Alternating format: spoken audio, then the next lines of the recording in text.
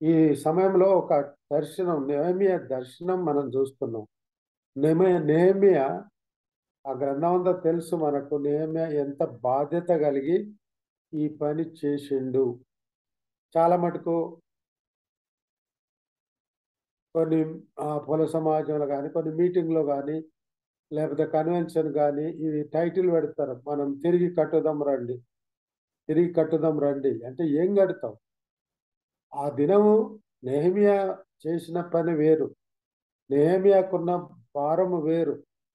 Nehemiah ఆ యూదులు ఆ యెరూషలేము గోడ పడిపోయినందుకు ఆయన ఒక చిన్న పని, ఒక కప్ బేరర్గా రాజు దగ్గర ఉండి కూడా ఆ ఆ ఆ దేశం, అంటే అన్ని దేశం, అక్కడ ఉండి కూడా ఆయన ఒక బాధ్యత కలిగేది. బాధ్యత కలిగి ఆయనకెందుకో అనిపించింది, అయ్యో ఈ గోడ ప్రహరీ అంతా పడిపోయింది, యెరూషలేం పట్టణం అంత కాల్చేసిండ్రు, ప్రాకారపు గోడలన్నీ పగిలిపోయినాయి, పడిపోయినాయి, దాన్ని ఎట్లనైనా కట్టాలి అనే ఉద్దేశం, ఆ దర్శనాన్ని ఆయన పూనుకొని, ఇక మనకు తెలుసు రాజు దగ్గర ఎట్లా ఆయనకు పర్మిషన్ దొరికిందో. దేవుని కరుణాహస్తము నాతో ఉండి రాజుకు, రాజు ద్వారా నాకు అన్ని కావాల్సిన పర్మిషన్స్ అన్ని తీసుకున్నాడు. ఎంత తెలివిగలవాడంటే కావలసిన పర్మిషన్స్ అన్ని తీసుకున్నాడు.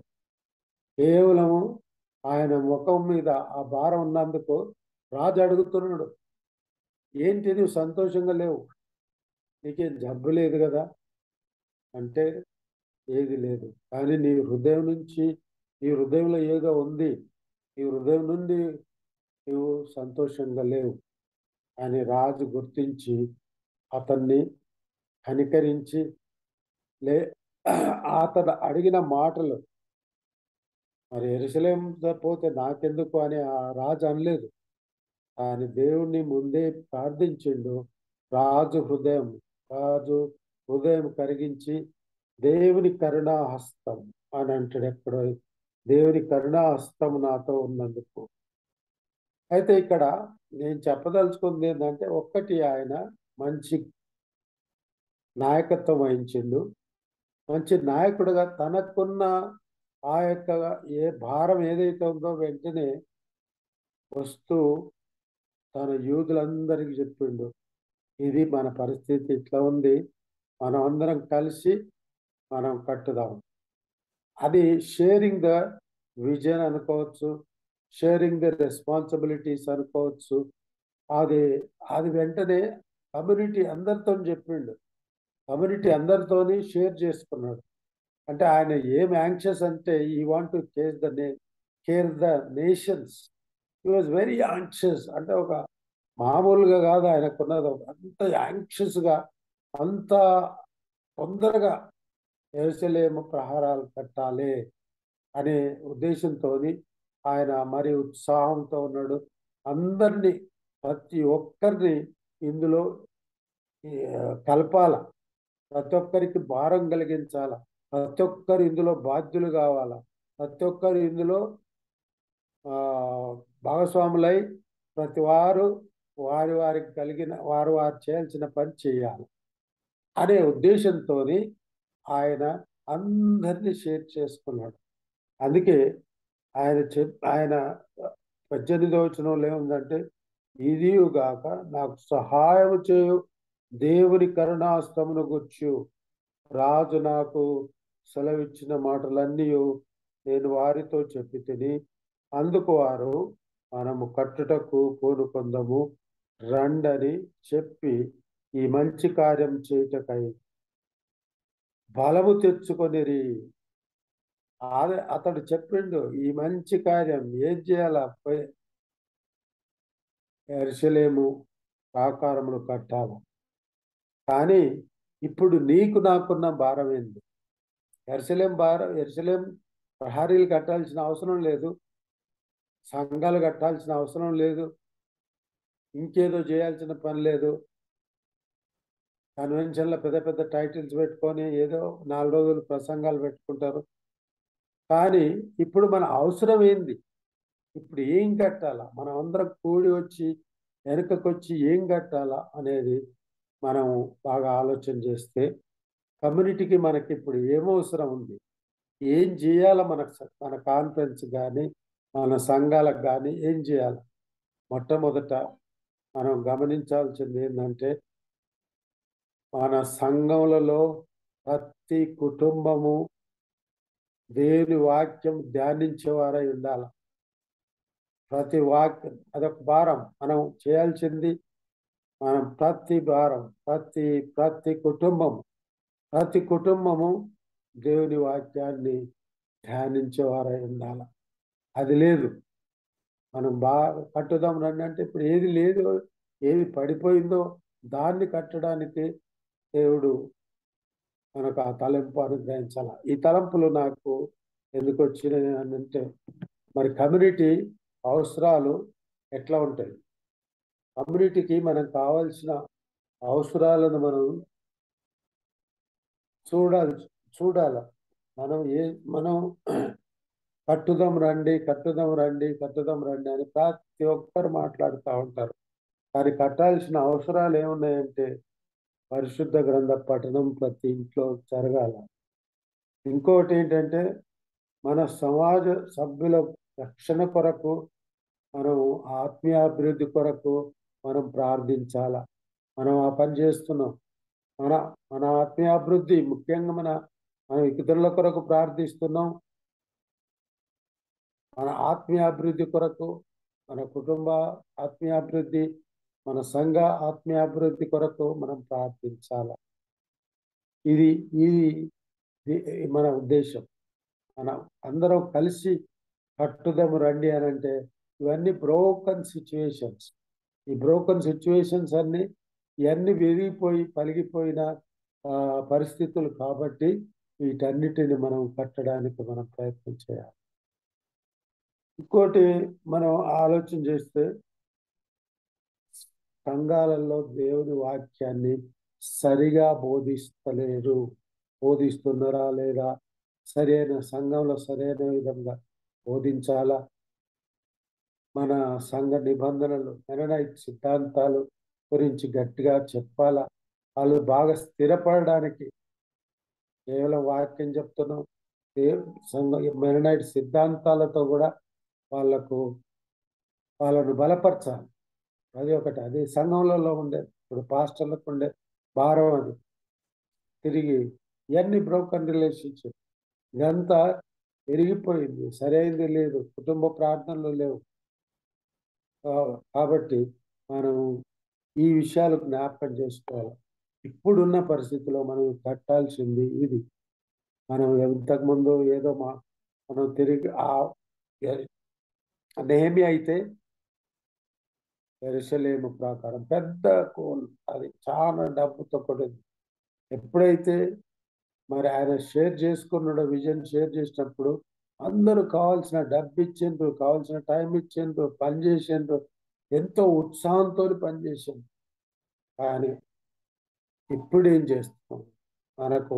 మన నాయకత్వం ద్వారా మనకన్నీ దర్శనాలు మనకు చెప్పినప్పుడు, మన భారాలు తెలిసినప్పుడు మనం ఏ విధంగా ముందుకు సాగాల? క్రైస్తవులుగా ఉండి లేకపోతే ఎంబీ మెంబర్స్గా ఉండి మనం ఏం చేయాల?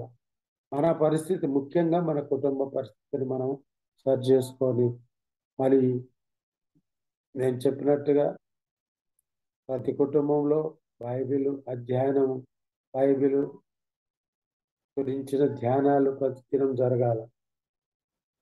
ఇంకో విషయం మనం గమనిస్తే ప్రతి గ్రామంలో కూడా దేవుని వాక్యం బోధించాలి.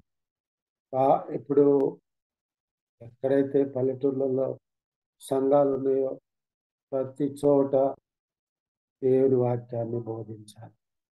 దేవుని వాక్యాన్ని బోధిస్తూ సిద్ధాంతాలు మరలా సిద్ధాంతాలను గురించి చెప్పాలి. ఎంబీ సిద్ధాంతాలు చాలా మందికి తెలియవు. ఎంబీ సిద్ధాంతాలు తెలియనందుకే ఎక్కడెక్కడో పోతున్నారు, సంఘాలు చెదిరిపోతా ఉన్నారు. నేను రెఫరెన్స్లు తీసి చెప్పను. కానీ అందుకే పాస్టర్లు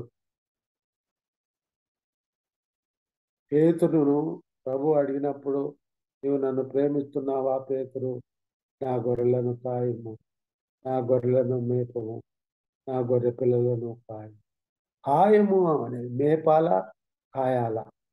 మేపడము దేవుని వాక్యాన్ని వాళ్ళకు వినిపించాలా, దేవుని వాక్యంతో బలపరచాలా, చెదిరిపోకుండా కాపాడడం అనేది కాయము, మేపము అని యేసు ప్రభు పేతురుతో చెప్పినట్టుగా మనం యోహాను సువార్త 21వ అధ్యాయంలో చూస్తాము. కానీ ఇప్పుడు డివోషన్ కాబట్టి నేను అవన్నీ చెప్తలేను, అవన్నీ రెఫరెన్స్ చూడాల్సిన అవసరం లేదు. కానీ ఈ సమయంలో ఈ సమయంలో మరి ఈ విషయాలను మనం గమనించాలి. ఇప్పుడు మనం అంతేకాకుండా పాటలతో దేవుని స్తుతించాలి. పాటలతో దేవుని స్తుతిస్తున్నాం మనం. ఒకరోజు మన వారంలో ఒకరోజు పాటల ద్వారా దేవుని స్తుతిస్తున్నాం. ఎవరైతే దైవ ప్రేరితులై రాసి వాళ్ళు రాసిన పాటలు కూడా అది బైబిల్ అనుసారంగా ఉన్నప్పుడు ఆ పాటలు సంఘంలో కానీ పాడొచ్చు, లేకపోతే మన ఇప్పుడు మీటింగ్లలో పాడొచ్చు, స్పెషల్ మీటింగ్లలో పాడొచ్చు. ఇవన్నీ మనం మనం చేయాల్సిన పనులు. మనం కలిసిపోదాం రండి అని అంటే మనము గోడలు ప్రాకారములు కట్టాల్సింది కాదు, కానీ ప్రాకారములకు మించిన బాధ్యతలు మనకున్నాయి. ప్రాకారములకు మించిన బాధ్యత కాన్ఫరెన్స్లో జరిగే బ్రోకన్ సిచ్యువేషన్, మరి దాన్ని ఎట్లా సరిచేయాలా అనేది కూడా మనం ఆలోచన చేయాలి. ఇది ఒక్కరు చేస్తే కాదు. నెహెమ్యా చేసిన మంచి పని ఏంటంటే ఒక్కడు కాదు, ఒక్కంతో కాదని తెలుసు కాబట్టి ముందే తన భారాన్ని కంప్లీట్గా ఎక్స్ప్లోర్ చేసిండు, కంప్లీట్గా విప్పి మాట్లాడిండు. కాబట్టి అందరికీ అది అర్థమై అందరూ భాగస్వాములు అయ్యారు. మనం చేసే ప్రతి పనిలో కూడా మనం ఒక్కరం చేయలేము ఏదైనా కూడా. కాబట్టి మనం అందరం కలెక్టివ్ రెస్పాన్సిబిలిటీస్, అందరి పార్టిసిపేషన్ కావాలి. ప్రతి ఒక్కరూ పార్టిసిపేట్ అయినప్పుడే ఈ కార్యాలు జరుగుతున్నాయి. సమాజంలో ఇది అన్ని అవసరమైన పనులు కూడా ఒకటి మళ్ళీ రిపీటెడ్గా చెప్తున్నాను నేను. సమాజంలో కావాల్సింది కుటుంబంలో బైబిల్ పఠనం జరగాలి. రెండవది ఇతరుల కొరకు ప్రార్థించాలా, మన ఆత్మీయాభివృద్ధి కొరకు ప్రార్థించాలా.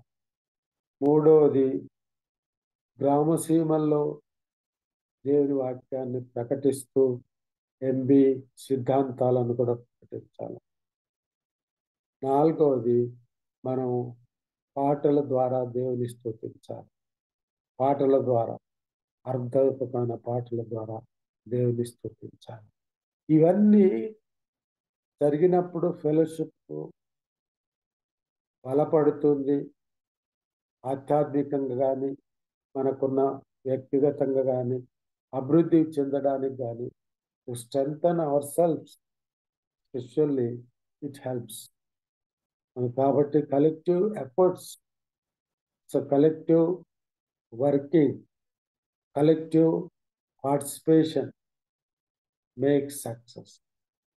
క్రీస్తునందు దేవుని బిడ్డలారా, ఈ చిన్న నా తలంపులు మరి మీకందరికీ అర్థమైనని అనుకుంటున్నా.